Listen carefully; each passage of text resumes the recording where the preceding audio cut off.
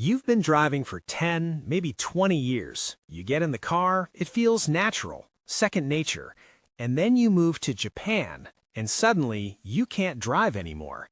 Not because Japan doesn't let foreigners drive, but because Japan's license system just got completely overhauled. And if you're still working off old information, YouTube videos from 2023, Reddit threads from a few years back, you were going to walk into that licensing center completely unprepared. As of October 2025, Japan made the most dramatic changes to its foreign license conversion system in decades. The easy days are over. In this video, I'm walking you through exactly what changed, who's affected, and how you can still pass. Today we're talking about the Gaimen Kirikae, the official Japanese term for converting a foreign license into a Japanese one. For a long time, this was considered one of the easiest administrative hurdles for foreigners in Japan. A quick quiz, some paperwork, and you're done. That reputation is now completely outdated. So why did Japan change the rules? The National Police Agency had been watching traffic accident data for years, and what they saw was alarming. The accident rate for foreign residents driving in Japan was roughly 4 times higher than that of Japanese drivers. For foreign tourists using rental cars, approximately 5.5 times higher. Japan drives on the left, road signs are in Japanese, traffic rules have specific nuances that aren't things you can just intuit if you grew up driving somewhere else. On top of that, the old conversion test was so easy, just 10 illustrated true or false questions at a 70% passing mark, that it wasn't filtering anyone out. People were even using hotel addresses to apply. So on October 1st, 2025, a complete reform went into effect. 3 big changes. Let's go through each one. First, you must now be a legal resident, not a tourist. To even begin the conversion process, you must submit a Juminhyo, a certificate of residence, the document you register at City Hall when you move to Japan long-term. Hotel addresses are gone. Temporary accommodations are not accepted. Tourists, even those on a 90-day visa-free stay, are completely excluded. If you're on any stay under 3 months, you cannot convert your license in Japan. Full stop. Second, the written test got 5 times harder. The old test was 10 illustrated true or false questions at 70% to pass. Almost everyone passed.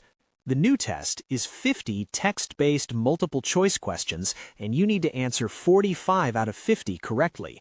That's a 90% pass mark. The questions cover road signs, speed limits, right-of-way rules, pedestrian priority, railway crossings, and traffic scenarios at the same level as Japan's learner driver exam. The good news is it's available in 21 languages including English, but you can no longer walk in cold and expect to pass. You need to study. Third, the practical test is now strictly evaluated. Previously, the practical test for license conversion was lenient. Minor mistakes were overlooked. That's over.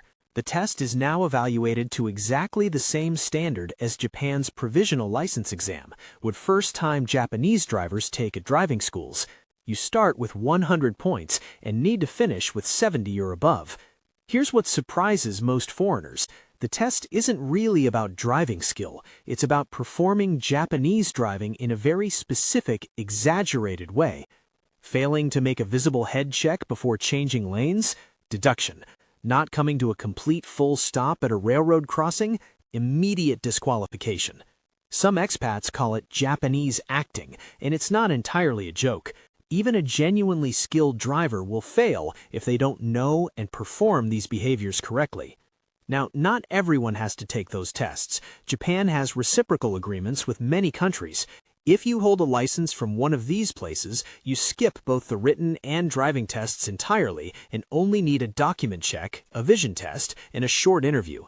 As of 2026, those countries include Australia, Austria, Belgium, Canada, Czech Republic, Denmark, Finland, France, Germany, Greece, Hungary, Iceland, Ireland, Italy, Luxembourg, Monaco, Netherlands, New Zealand, Norway, Poland, Portugal, Slovenia, South Korea, Spain, Sweden, Switzerland, Taiwan, and the UK. The United States is only partially on this list. Only 6 states have full reciprocity. Colorado, Hawaii, Maryland, Ohio, Oregon, Virginia, and Washington State. If you're from California, New York, Texas, or Florida, you're in the full test category.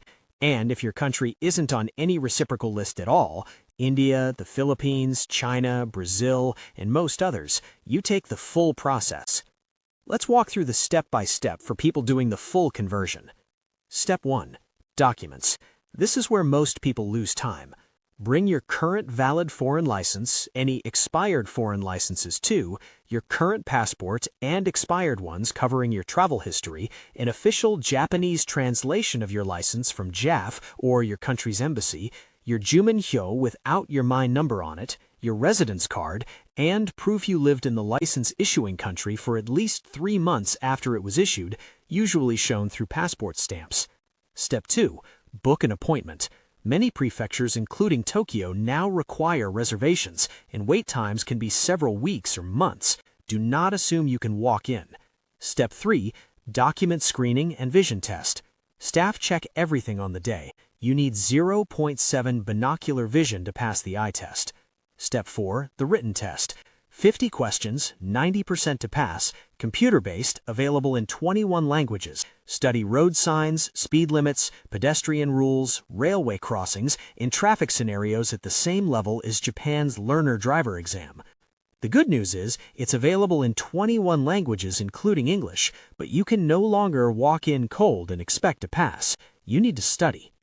Step 5. The practical driving test. Around a 20% first attempt pass rate for non-exempt applicants. The test is on a controlled course, not public roads. You must perform exaggerated visible head checks before every lane change, come to a genuine full stop at railroad crossings, signal early, and stay precisely within lane markings. The examiner speaks Japanese, so taking at least one lesson with a bilingual instructor beforehand is strongly recommended. Step 6. A short interview about your driving history. Be honest and direct. Step 7. If you pass all steps, you get your license the same day. It's valid for 3 years. One last thing. If you keep failing the driving test, don't just keep retrying without changing your approach. That leads to more failures, more fees, and more frustration. Consider a gashiku, a Japanese driving camp, which runs about 2 weeks and guarantees a license. It costs more up front, but is often faster and cheaper than repeated failed attempts. For tourists and short-term visitors, you have 2 main options. Get an international driving permit in your home country before you arrive, valid for up to 1 year. Or, if you're from Belgium, France, Germany, Monaco, Switzerland, or Taiwan, your home license plus a JAF translation is enough for up to 1 year. No conversion needed. So here's the bottom line for 2026. Japan's Gaimen Kirikae is no longer a shortcut. You must be a legal resident. The written test now demands a 90% pass rate on 50 questions, and the driving test is graded with the same strictness applied to brand new Japanese drivers. If your license is from a reciprocal country, most of Western Europe, Australia, New Zealand, South Korea, Taiwan, or 6 U.S. states, you're largely unaffected. For everyone else, this takes real preparation. Study the rules, book early, bring complete paperwork, and if the driving test is your obstacle, get a lesson from someone who knows the testing standards before you try. Japan's roads are some of the safest in the world. These changes are designed to keep them that way. And if you put in the preparation, you can absolutely pass. If this video helped, give it a like and subscribe. Drop your questions in the comments, and I'll see you in the next one.